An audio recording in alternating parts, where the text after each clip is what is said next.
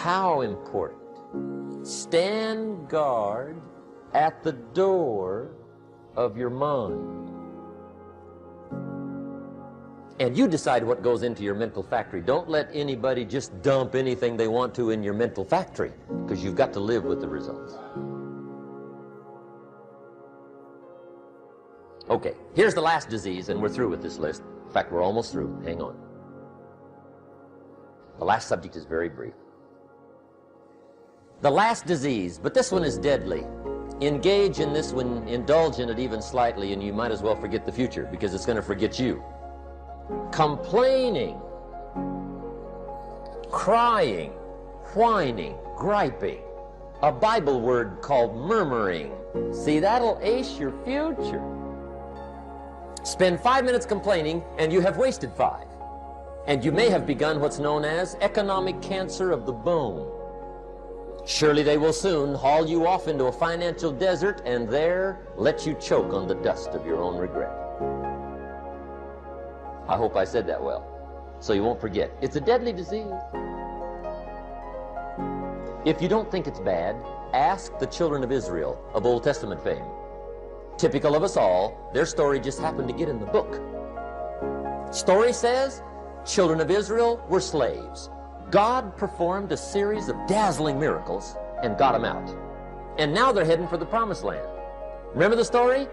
Heading for the promised land. Tragedy of the story? They never got there. Reason. From day one, they started to complain. They griped about the water. They griped about the weather. They whined and cried and griped about the food. They griped about the leadership. They whined and cried because it was too far, too cold, too hot, too difficult, too miserable. I mean, they whined and cried for years. Finally, God said, I've had it, trip canceled. Or something like that. The story says, they died in the desert, never got to the promised land. Which I think means two things. Indulge in this long enough, you get your future canceled. And I guess it also means even God himself can only take so much. Just be on the lookout of the things that can destroy all the good you start. The war is on. And this evening, tomorrow, mentally, personally, socially, economically, you got to make sure you're winning the war. And this is part of it. There are two minds that are operating at the same time. One is called the conscious mind and one is called the subconscious mind. I say, what's the difference? The conscious mind is where you are as a spirit, an entity, a unique identity. You are in that conscious mind and perceiving the world. I say, what about the subconscious mind? It's not a creative mind. The subconscious mind is habits, things that you've learned and you experienced in your life, and they become habits. So the subconscious mind is not thinking, creating. The subconscious mind, push the button, play the behavior. So here's the point. When we are in our conscious mind, we are connecting our spirituality to the biology and the physical planet that we're in. And that is the creative mind. That's the one you wake up in the morning and say, oh, I wish I had this and I desire that and these are the things I want. And then you go out and start the day, and then guess what? 95% of the day, you are not operating from the conscious mind. Science has recognized 95% of the day, because we are thinking 95% of the day, our behavior is now controlled by the subconscious mind. I go, okay, so what's the difference? And the final conclusion of this is the conscious mind with your creativity has your wishes and your desires.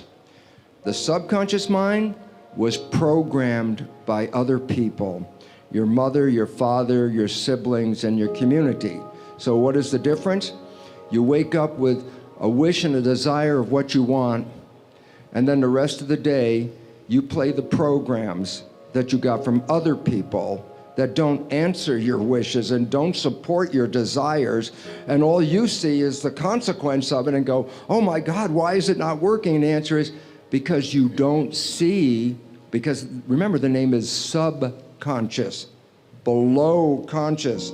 So when that behavior is playing, psychologists will tell us 70% or more of the programs in the subconscious are disempowering, self-sabotaging, and limiting behaviors. So the simple reality is this: we have great wishes and desires, and yet our life is not controlled by that. Our life is controlled by the programming, and that programming is the disempowering program. So all you see is the consequence of the invisible subconscious, which will sabotage all the desires and wishes you have. And then to conclude that, what if you just didn't default to the subconscious? What if you just stayed in the conscious mind? That's called being mindful. And why is it relevant? Because when you stay conscious, keep your mind present, you are the creator of your life. And when people are in mindfulness, they manifest their wishes, their desires, and their happiness. So for all of us, it's sort of a wake-up call. You think you're running your life with your wishes and desires? It's an illusion. You're really running your life with your programs acquired from other people. In my mind, as I think about this idea of getting what you really want and being able to attract it into your life, what we have to look at is basically the obstacles that we have conditioned ourselves. And you notice I say that we have conditioned ourselves, because I have never believed that we need to be putting the responsibility on someone else. If you're conditioned, it's because you have allowed yourself to become that. And if we've conditioned ourselves to believe certain kinds of things, and one of the things that we kind of believe and hang on to and live with is this whole idea that all of the things that happened to me in my past are what are keeping me from doing what I'd like to do today. So we hang on to these things and we fill ourselves with blame. We say, I'm the middle child. I'm the youngest child. I'm the oldest child. I'm an only child. I think some of it has to do with what we've been speaking about, is that to address the problem squarely is actually quite daunting. I mean, yes. The difficulties are manifold. Inequality is real. Individual malevolence is real. To constrain it inside yourself is extraordinarily daunting. To read history as a perpetrator is traumatizing. These are hard things. And then to think through the problems of addressing something like inequality instead of reacting to it in a knee-jerk, compassionate manner and implement policies on that basis that are going to be counterproductive, that's also extraordinarily difficult. So there's difficulty as part of it.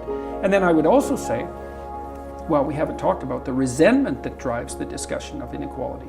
It's not like everyone on the left is overwhelmed by compassion and that's why all these brutal things tend to happen. It's that they're also overwhelmed by the same sort of jealousy that Cain had for Abel and the same sort of murderous impulses that emerge very rapidly as a consequence of that jealousy. He has more than me. He must be a perpetrator. It's morally obligatory for me to take him out. That's an easy message to sell. I read about how the communists dekulakized the Russian countryside. So imagine, it's Russia. You're in a village. It's 30 years, something like that, after the serfs have been emancipated. There's a few agriculturalists who've managed to produce successful agricultural enterprises. And, maybe they have a couple of cows, they have some land, they're able to hire a few people, and they're raising almost all the food, right? And they're a minority in any village because the hyper-productive, successful are always a minority. So they're a minority in every village.